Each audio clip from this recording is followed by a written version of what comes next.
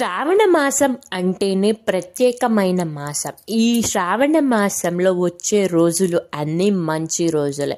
సోమవారం, మంగళవారం, శుక్రవారం, శనివారం ఇలా ప్రత్యేకంగా పూజలు చేస్తూ ఉంటారు. పౌర్ణమి ముందు వచ్చే రెండో శుక్రవారం మరీ ప్రత్యేకం. ఎందుకు అంటే ఆ రోజు వరలక్ష్మి వ్రతం అయితే చేసుకోవటం జరుగుతూ ఉంది కదా.